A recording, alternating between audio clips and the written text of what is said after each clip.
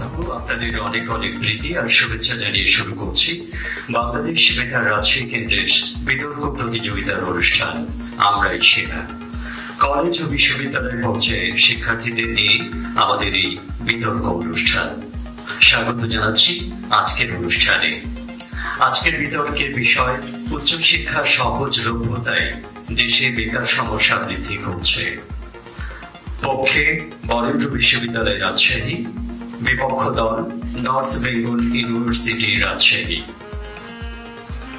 শ্রোতা বন্ধু, বিতর্ক অনুষ্ঠানে আজ আমাদের সাথে বিচারক ও অতিথি হিসেবে রয়েছেন বিচারক জনাব মোহাম্মদ আবু সাইদ, যুগ্ম জেলা ও দায়রা জজ রাজশাহী।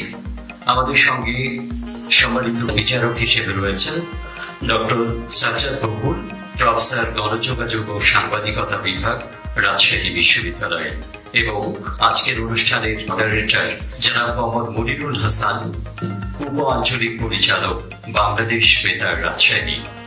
অনুষ্ঠান সহায়তায় মোহাম্মদ রুবেল ইসলাম, অনুষ্ঠানটির প্রযোজক মোহাম্মদ মাসুম পারভেজ এবং অনুষ্ঠানটির সঞ্চালনায় আমি আব্দুর রহমান মাসুম।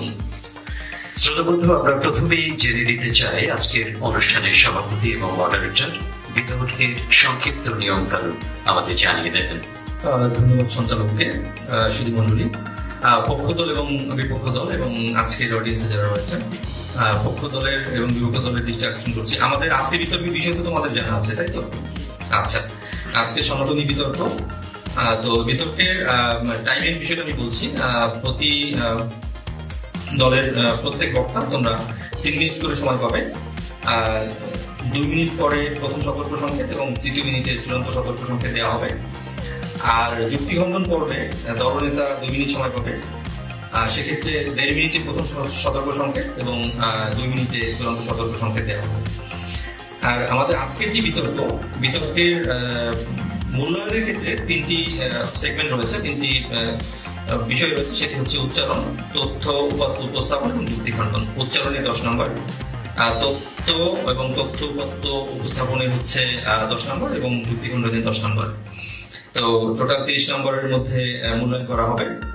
তো আশা করি তোমরা সবাই আজকে তোমাদের সর্বোচ্চ যোগ্যতা মেধা দিয়ে বিতর্ক করবে। ধন্যবাদ সবাইকে। মাইক্রোফোন দিচ্ছি আজকে সঞ্চালক জনাব রকুন ভাইকে। ধন্যবাদ অনুষ্ঠানের সম্মানিত সভাপতি। আজকের বিতর্কের বিষয় আমরা জেনেছি উচ্চশিক্ষার সহজলভ্যতায় দেশে বেকার সমস্যা বৃদ্ধি করছে। শ্রোতা বন্ধু, চলুন যাওয়া যাক বিতর্কের মূল পর্বে। প্রথমেই পক্ষ দল বরেন্দ্র বিশ্ববিদ্যালয় রাজশাহীর প্রথম বক্তা অনিকা মশিদার, আমন্ত্রণ আপনাকে। শূন্য বিকেলে চেনা রাস্তায় বাড়ি ফেরার আগে শিক্ষিত বুকে মাথা পেতে রোজ বেকারত্ব কাটে।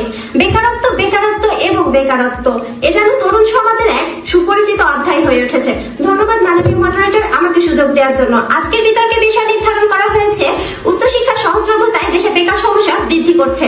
বাস্তবতার প্রেক্ষাপটে আমি এবং আমার দল এর পক্ষে অবস্থান করছি। আমি দলের প্রথম বক্তা বিষয়টিকে সংজ্ঞায়িত করে যাব, দলের দ্বিতীয় বক্তা বিষয়টিকে তথ্য তত্ত্বের মাধ্যমে উপস্থাপন করে যাবেন এবং দলের দলনেতা তথ্য তত্ত্ব ও যুক্তির মাধ্যমে প্রমাণ করেই যাবেন যে উচ্চশিক্ষা সহজলভ্যতায় দেশের বেকার সমস্যা বৃদ্ধি করছে।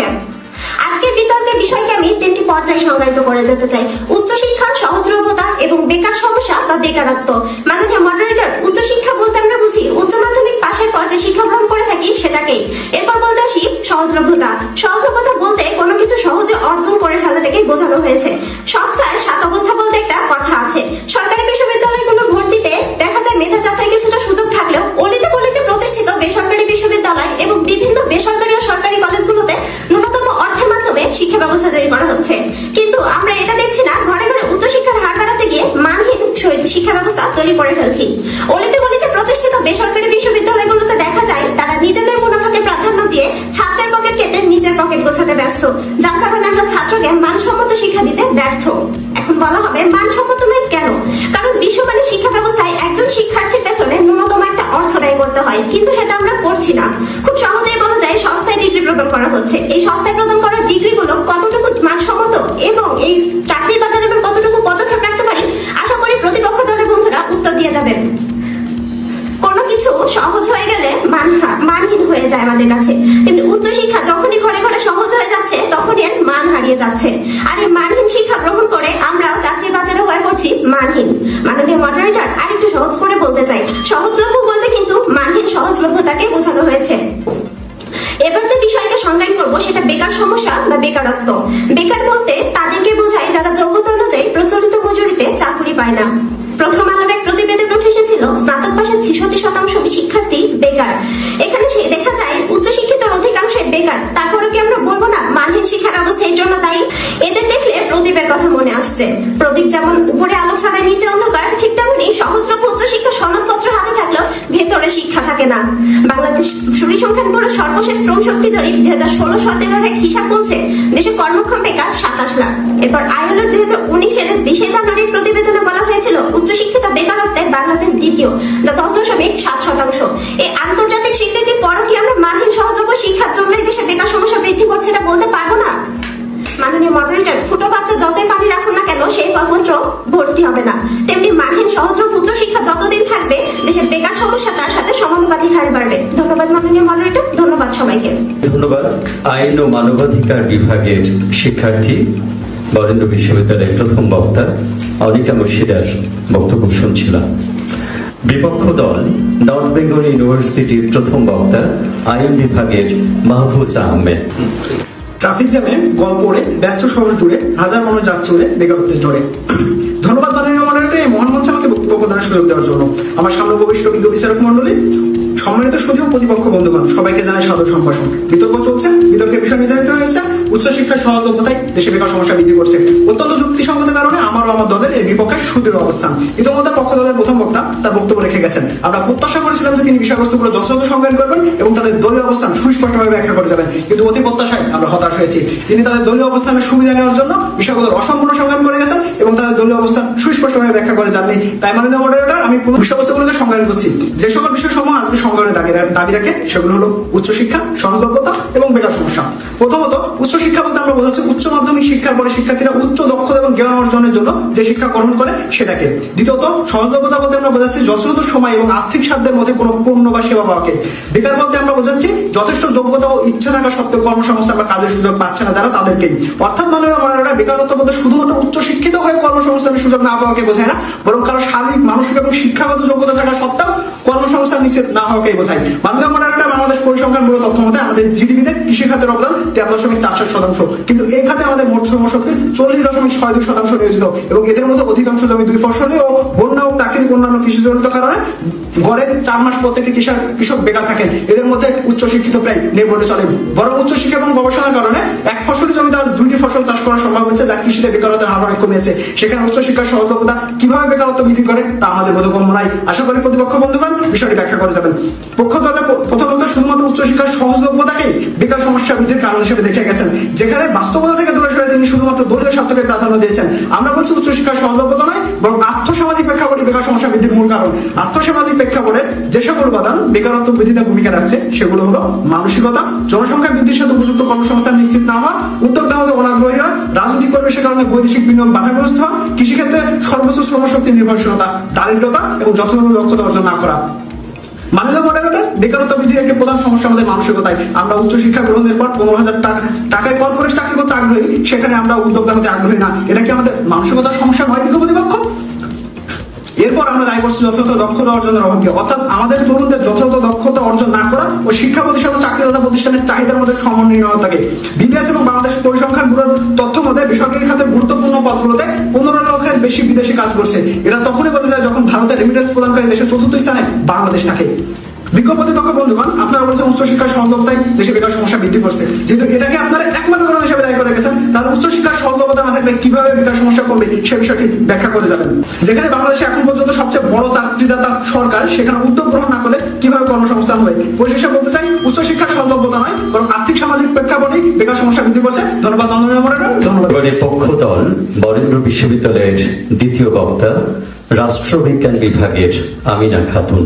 লেখাপড়া করে যে গাড়ি ঘোড়া চড়ে সে, চিরায়তে এই প্রবাদকে সাম্প্রতিক অর্থনীতির সাথে মেলাতে গিয়ে গবেষণা সংস্থা সিপিডি বলছে লেখাপড়া করে যে বেকার বেশি হয় সে, কারণ তাদের 1 বছরের গবেষণায় বেড়ে চলেছে শিক্ষিত এবং উচ্চশিক্ষিত 2 ধরনের বেকার, যার মধ্যে উচ্চশিক্ষিতদের বেকারত্বের হারই বেশি। ধন্যবাদ মাননীয় মডারেটর আমাকে সুযোগ করে দেওয়ার জন্য। দৈনিক যুগান্তর 27 আগস্ট 2023 সালের একটি প্রতিবেদন লক্ষ্য করলে দেখা যায় স্বাধীনতা উত্তর 1972 সালে 6টি সরকারি বিশ্ববিদ্যালয় নিয়ে বাংলাদেশ যাত্রা শুরু করে। 2018-তে বাংলাদেশে মোট বিশ্ববিদ্যালয়ের সংখ্যা ছিল 148টি। বর্তমানে বাংলাদেশের সরকারি ও বেসরকারি বিশ্ববিদ্যালয়ের সংখ্যা 165-এর মতো এবং জাতীয় বিশ্ববিদ্যালয়ের অধীনে প্রায় 2250টি কলেজে উচ্চশিক্ষা অর্জনের সুযোগ রয়েছে। যেখানে আমেরিকার মতো উন্নত এবং বড় রাষ্ট্রে সর্বসাকল্যে 500-এর মতো উচ্চশিক্ষা প্রতিষ্ঠান রয়েছে, সেখানে বাংলাদেশে তা 2500-এরও বেশি। তাহলে কি বাংলাদেশের উচ্চশিক্ষা সহজলভ্য নয়? আর এই সহজলভ্যতার কারণে মানহীন হয়ে পড়ছে আমাদের শিক্ষা ব্যবস্থা। কিভাবে? লক্ষ্য করুন। মাননীয় মডারেটর, আমরা সবাই জানি প্রতিটা প্রতিষ্ঠানেরই একটা নির্দিষ্ট পরিমাণ তহবিল থাকে। এখন শিক্ষা প্রতিষ্ঠানগুলো সেটা শিক্ষার মান উন্নয়নে ব্যবহার করবে নাকি শিক্ষার্থীর সংখ্যা বাড়িয়ে সেই উচ্চশিক্ষাকে সহজলভ্য করতে ব্যবহার করবে, সেটা নির্ভর করে সেই শিক্ষা প্রতিষ্ঠানের উপর। কিন্তু দুঃখজনক হলেও সত্য, আমরা বেছে নিচ্ছি দ্বিতীয়টাকেই। তারা যদি এটা শিক্ষার মান উন্নয়নে ব্যবহার করতো, তাহলে আমার মনে হয় শিক্ষা ব্যবস্থার এই করুণ দশা হতো না। সুতরাং এটা বোঝাই যায় উচ্চশিক্ষার সহজলভ্যতা এবং শিক্ষার মানহীনতা পরস্পর গভীরভাবে সম্পর্কযুক্ত। এবং এর ফলস্বরূপ আমাদের দেশে এত বিশ্ববিদ্যালয় থাকতেও পদ্মা সেতু এবং মেট্রো রেলের মতো বড় বড় প্রকল্পগুলোর জন্য আমাদেরকে বাইরে থেকে প্রকৌশল নিয়ে আসা লাগছে। আর জাতীয় বিশ্ববিদ্যালয়ের কথা তো বাদই দিলাম, কারণ এর খুব ভালো শিক্ষাটাও আমাদের একজন দার্শনিক উপহার দিতে পারে, জনশক্তি নয়। মাননীয় মডারেটর, আইএলওর সর্বশেষ প্রতিবেদন অনুযায়ী এশিয়া ও প্রশান্ত মহাসাগরীয় অঞ্চলের 28টি দেশের মধ্যে উচ্চশিক্ষিত বেকারত্বের হারের দিক থেকে বাংলাদেশের অবস্থান দ্বিতীয়। এই আন্তর্জাতিক স্বীকৃতির পরেও কি প্রতিপক্ষ বন্ধুরা বলবেন বাংলাদেশের উচ্চশিক্ষা সহজলভ্য নয়? আর এই উচ্চশিক্ষা সহজলভ্যতার কারণে অযোগ্যরাও সুযোগ পাচ্ছে, ফলে বাড়ছে বেকারত্ব। কারণ আসলে গাধা পিটিয়ে তার ঘোড়া বানানো যায় না। বিডি নিউজ 24, 31 আগস্ট 2019 শিক্ষার্থী। এই স্তরে 2009 সালে 1.6 মিলিয়ন এবং 2019-এ তা বৃদ্ধি পেয়ে 3.8 মিলিয়নে পরিণত হয়েছে, যা রীতিমতো একটি কোয়ান্টাম জাম্প। মাননীয় moderator, Asia Pacific employment and social outlook 2018-এর প্রতিবেদনে বাংলাদেশের শিক্ষাগত যোগ্যতার কোন পর্যায়ে বেকারত্বের হার কত তা গবেষণায় দেখা যায় 2017 সালে প্রাথমিক পাস করেনি এমন লোকের বেকারত্বের হার সবচেয়ে কম 1.8% এবং প্রাথমিক ও মাধ্যমিক পাস শেষ করা লোকের বেকারত্বের হার যথাক্রমে 3.5 এবং 8% এবং উচ্চশিক্ষিতদের মধ্যে বেকারত্বের হার সবচেয়ে বেশি 10.7%। তথ্যসূত্র যুগান্তর, 20 জানুয়ারি 2019। মাননীয় মডারেটর, রবীন্দ্রনাথ বিশ্ববিদ্যালয়ের ধারণার দিকে বলেছিলেন এখানে বিদ্যা উৎপন্ন হয়, যুক্তিতর্ক ও গবেষণার মধ্যে দিয়ে নতুন তত্ত্বজ্ঞানের সৃষ্টি হয়। কিন্তু বাংলাদেশের উচ্চশিক্ষা প্রতিষ্ঠানগুলোর মূল্য হয়ে যেন কোটি কোটি স্নাতক তৈরি, আর ডিগ্রি প্রাপ্তির পরে সম্মানিত ব্যক্তি প্যান্ট উঠিয়ে খেতে হাল চাষ কিংবা অফিসের সহায়ক হতে সংকট বোধ করে, ফলে বাড়ছে বেকারত্ব। এদশা যেন হুমায়ুন আহমেদের বহুবিহী নাটকের সেই বিখ্যাত দৃশ্যপট, মামা সৈয়দ বংশের পোলানা চুরি করতে পারি, রিক্সা চালাতে পারি না, সবাই দেখবে, এটা লজ্জার। ধন্যবাদ মাননীয় মডারেটর, ধন্যবাদ সবাইকে। বিপক্ষ দল নর্থ বেঙ্গল ইউনিভার্সিটি রাজশাহীর ইঞ্জামামুল হক, দলের পক্ষে দ্বিতীয় বক্তা, সমাজ বিজ্ঞান বিভাগ। প্রতিপক্ষের উচ্চশিক্ষা সহজলভ্যতা বেকারত্বের কারণ শুনে মনের ডায়েরিতে ভেসে ওঠে রফিক আজাদের সেই কবিতা, ভাত দে হারামজাদা নইলে মানচিত্র চিবিয়ে খাবো। মাননীয় মডারেটর, ক্ষুধার্ত মানুষকে যখন পেটে পাথর বেঁধে সান্ত্বনার গল্পটি লম্বা করে তখন হৃদয়ে সে শিরোলায় জেগে ওঠে সুকান্তর সেই কবিতা, ক্ষুধার রাজ্যে পৃথিবী, গদ্যময় পৃথিবীর চাঁদ যেন ঝলসানোর, পূর্ণিমার চাঁদ যেন ঝলসানোর। ধন্যবাদ মাননীয় মডারেটর এই মহান মঞ্চে আমাকে বক্তব্য প্রদানের জন্য। আমার সামনে উপস্থিত মাননীয় বিচারক মন্ডলী, সম্মানিত সুধী ও প্রতিপক্ষ বন্ধুদের সবাইকে জানাই সাদর সম্ভাষণ। আজকের বিতর্কের বিষয় নির্ধারণ করা হচ্ছে উচ্চশিক্ষা সহজলভ্যতায় দেশের বেকার সমস্যা বৃদ্ধি করছে অত্যন্ত যুক্তিসঙ্গত কারণে এবং বাস্তবতার নিরিখে আমি এর বিপক্ষে অবস্থান করছি। আমার দলের প্রথম বক্তা বিষয়টিকে অত্যন্ত সুন্দরভাবে সংজ্ঞায়ন করেছেন। আমি সেই সকল বিষয়কে তথ্য দিয়ে বিশ্লেষণ করবো এবং আমার দলের দলনেতা বিষয়টিকে যুক্তি দিয়ে প্রমাণ করে যাবেন উচ্চশিক্ষা সহজলভ্যতা নয় বরং আর্থসামাজিক প্রেক্ষাপট বেকারত্বের মূল কারণ। মাননীয় মডারেটর, বিতর্ক মানে শুধু ছকে ধরা কিছু কথার ফুল ঝরে নয় বরং সামাজিক দায়বদ্ধতা একটি বড় প্রশ্ন। সেই জায়গায় দাঁড়িয়ে প্রতিপক্ষ যদি উচ্চ শিক্ষার সহজলভ্যতাকে বেকারত্বের কারণ বলে মনে করেন, তাহলে আইকরসের মমের পাখার ভর করে আকাশে উড়ার স্বপ্নের মতো অলিম্পার বাস্তব। এসকেলেটর কাজ করে না, বরং আপনি মনে করেন যে সেগুলো এখনো সিঁড়ি হিসেবে ব্যবহার করা হবে, কিন্তু অর্থনৈতিক মন্দার মধ্যে এমন সিঁড়িগুলো হয় বেকার। জর্জ কিঞ্চের সেই বক্তব্য এখনো মনে পড়ে। জনসংখ্যা বৃদ্ধির সাথে উপযুক্ত কর্মসংস্থান না হওয়ার কারণে বেকারত্ব বৃদ্ধি পাচ্ছে। আপনারা কি হিসাবে উচ্চশিক্ষাকে দায়ী করছে সেটা আমার মনে আসছে না। বাংলাদেশ পরিসংখ্যান ব্যুরো BBS এর তথ্য মতে প্রতি 2 মিনিট 24 সেকেন্ডে মোট জনসংখ্যার 11 জন বৃদ্ধির পরিবর্তে মৃত্যুবরণ করছে মাত্র 1 জন, সুতরাং বেশি রয়ে যাচ্ছে 10 জন। কোন যুক্তিতে আপনারা উচ্চশিক্ষার সহজলভ্যতাই বলে বেকারত্ব মনে করছে আমার মনে আসছে না। আশা করি উত্তরটা দিয়ে যাবেন।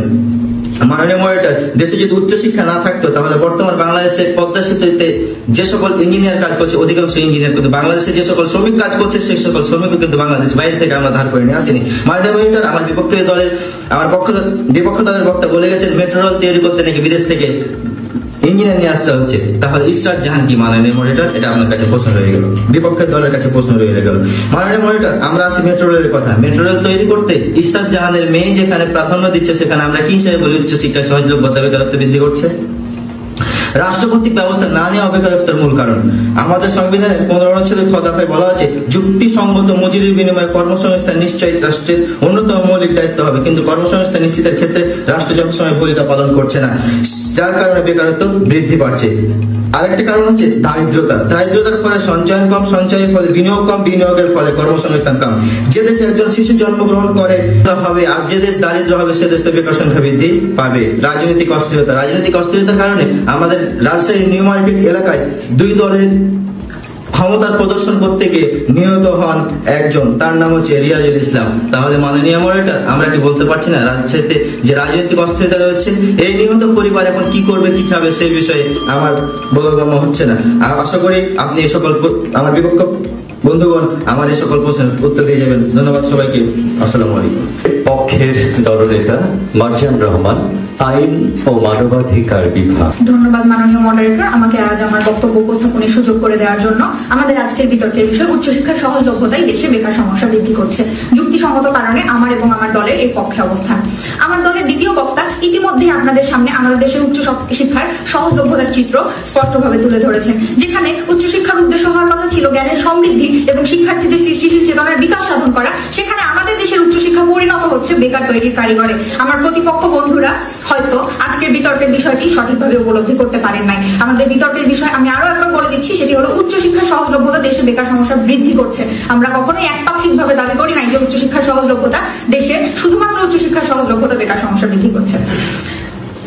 গত 10 বছরে বাংলাদেশে গ্র্যাজুয়েট বৃদ্ধি পেয়েছে প্রায় দ্বিগুণ। শুধুমাত্র বিশ্ববিদ্যালয়ের সংখ্যা বৃদ্ধির কারণে এই উচ্চশিক্ষিতের 66% থাকছে বেকার। যেহেতু আমাদের দেশে উচ্চশিক্ষা অত্যন্ত সহজলভ্য, তাই উচ্চ মাধ্যমিক পাশ করা শিক্ষার্থীরা কোনো প্রকার সুদূর প্রসারী পরিকল্পনা ছাড়াই ভর্তি হয়ে যাচ্ছে যে কোনো বিশ্ববিদ্যালয়, যে কোনো ডিগ্রিতে। বেসরকারি অনেক বিশ্ববিদ্যালয় যেহেতু নামমাত্র পরিমাণে অর্থ ব্যয় করা যাচ্ছে, তাই এই বিশ্ববিদ্যালয়গুলোর অধিকাংশই শিক্ষকদের বেতন, গবেষণা বা উদ্ভাবনী খাতে অর্থ ব্যয় হিমশিম খাচ্ছে।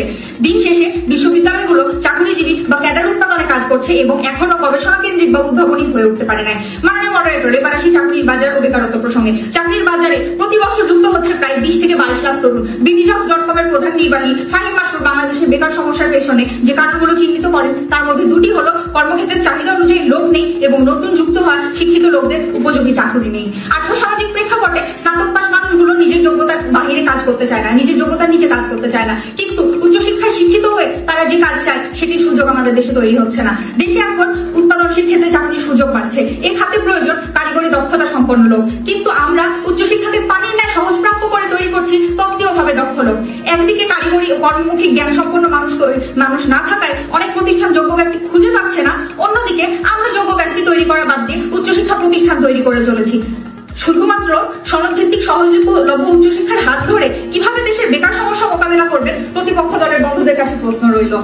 জাপানে 82% ও চীনে 70% মানুষ কারিগরি শিক্ষায় শিক্ষিত, যার ফলে উক্ত দেশগুলোতে আমাদের মতো বেকারত্ব নেই, উল্টো তাদের অনেকে আমাদের দেশে কাজ করতে এসে গুরুত্বপূর্ণ পদে রয়েছেন। অন্যদিকে আমরা কারিগরি শিক্ষা বা পলিটেকনিকে কাজ নিশ্চিত জেনেও দেশের প্রচলিত ধারার উচ্চশিক্ষাকেই প্রাধান্য দিচ্ছি কর্মক্ষেত্রের চাহিদা বিবেচনা ছাড়ে। এর কারণ কিন্তু ঘুরে ফিরে উচ্চশিক্ষার সহজলভ্যতার দিকে ইঙ্গিত দেয়।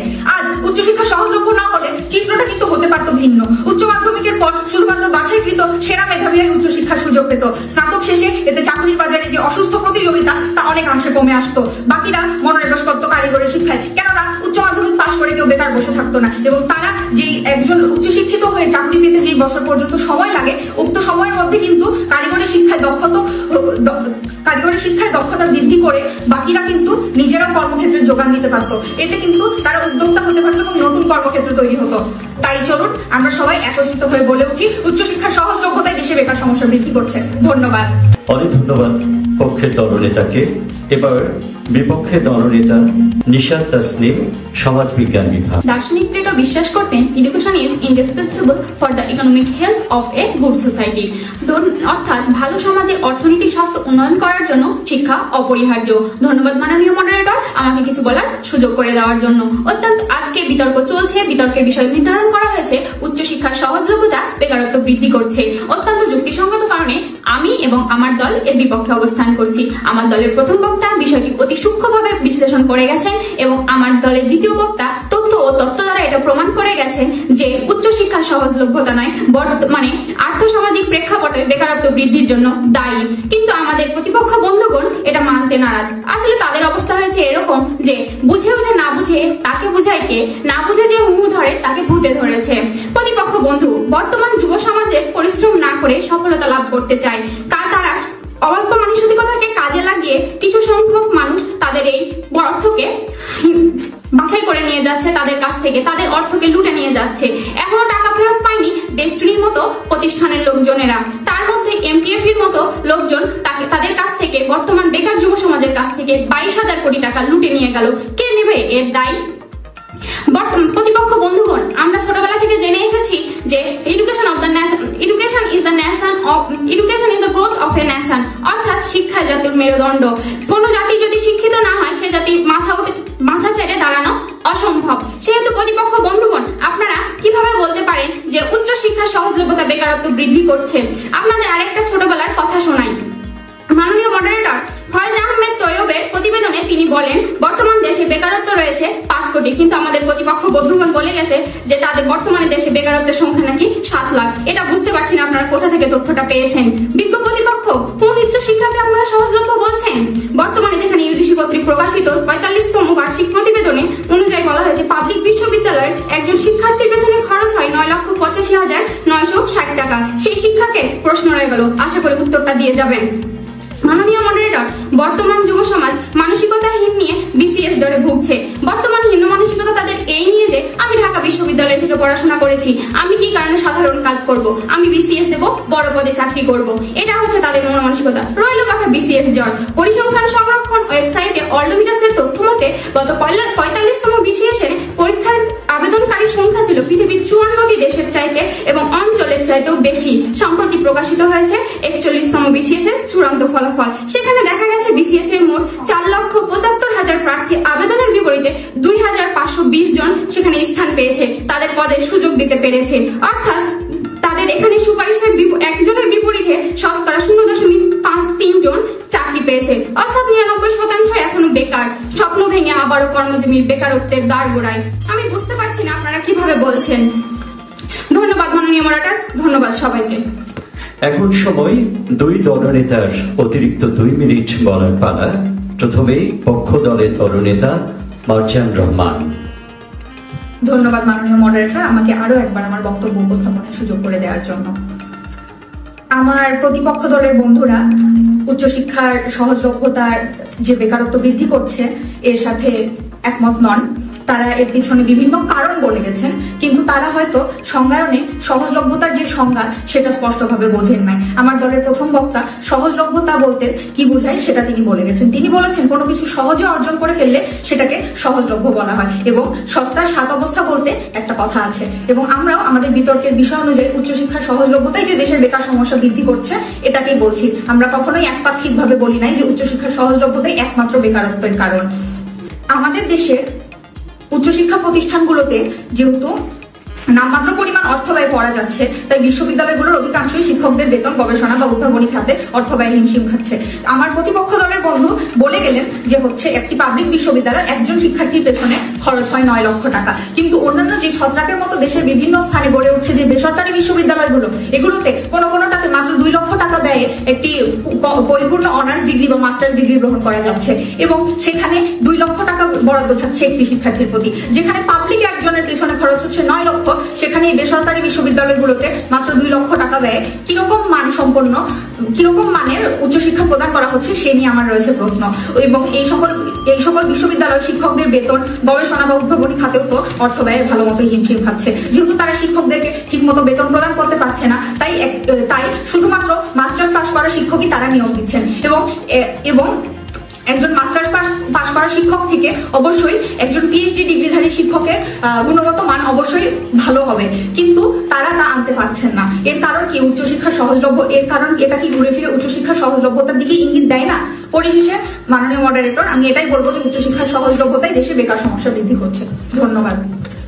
অনেক ধন্যবাদ মারজান রহমানকে। এবারে বিপক্ষ দলের দলনেতা নিশাত তাসনিম। ধন্যবাদ ধন্যবাদ মাননীয় মডারেটর আমাকে দ্বিতীয়বারের সুযোগ করে দেওয়ার জন্য।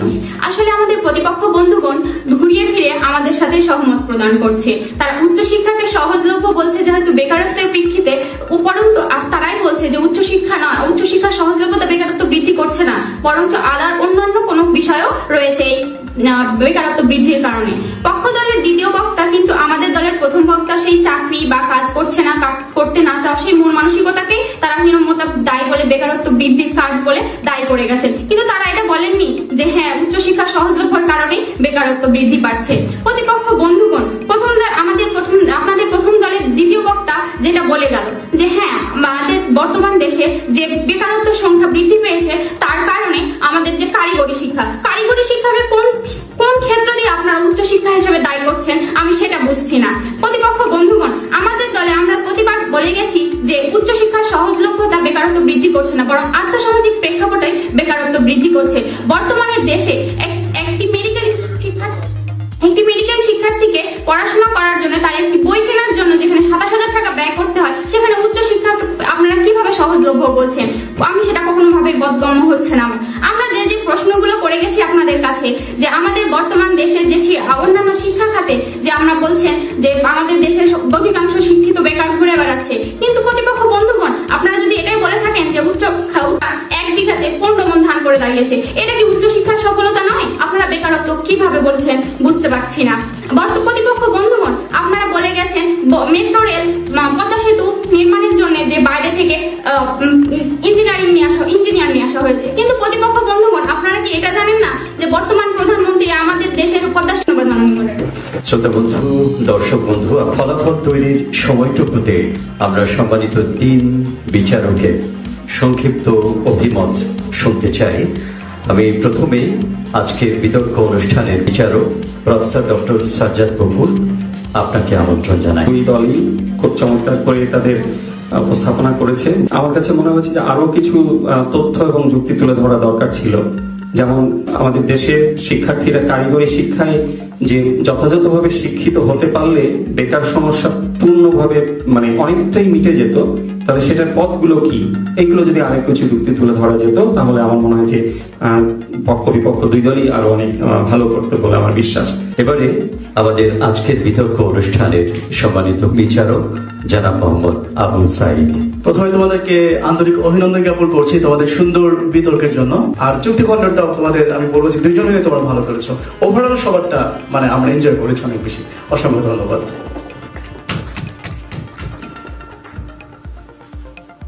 এবার অনুষ্ঠানে মডারেটর মোহাম্মদ মনিরুল হাসান। ধন্যবাদ সবাইকে। মন্ত্রমুগ্ধের মতো শুনছিলাম এতক্ষণ তোমাদের বিতর্ক। পক্ষ দল এবং বিপক্ষ দল তথ্য যুক্তির ফুলঝুরি ছুটিয়েছো তোমরা। শিক্ষার মানহীনতার যে একটা বিষয় রয়েছে, মূল বিষয়, এটা কিন্তু অনেকেই তোমরা বলনি। অর্থাৎ শিক্ষার সহজলভ্যতা আমি কয় টাকায় পড়াশোনা করলাম, 2 লাখ টাকায় পড়লাম না 10 লাখ টাকায় পড়লাম, দ্যাট ডাজন্ট ম্যাটার করে হচ্ছে যে শিক্ষাটা মানসম্মত হচ্ছে কিনা। এখন দেখো শিক্ষার যে প্রথম ব্রিডিং গ্রাউন্ড কিংবা প্রাথমিক স্টেজ সেটা কিন্তু ফ্যামিলি, পরিবার থেকে কিন্তু আমাদের শিক্ষার হাতেখড়িটা হয়, শিক্ষা প্রতিষ্ঠান নয়। তা শিক্ষার প্রাতিষ্ঠানিক শুরুটা কিন্তু পরিবার থেকেই হয়ে থাকে। এই বিষয়টা কিন্তু তোমরা কেউই টাচ করোনি, এই বিষয়টা টাচ করা উচিত ছিল আসলে আমি মনে করি। শুধু দর্শক মন্ডলী, ফলাফল চলে এসছে। বিজয়ী দল হচ্ছে আজকের পক্ষদল বরেন্দ্র বিশ্ববিদ্যালয়। ধন্যবাদ বিজয়ী দলকে। এবারে আমি শ্রেষ্ঠ বক্তার নাম ঘোষণা করছি। শ্রেষ্ঠ বক্তা হয়েছে বিজয়ী দলের দলনেতা মারজান রহমান। এবং আজকে যারা বিজিত দল তোমাদেরকে ধন্যবাদ জানাচ্ছি। আপনারা যারা এতক্ষণ অনুষ্ঠানটি দেখলেন এবং শুনছিলেন, অভিনন্দন আপনাদেরও।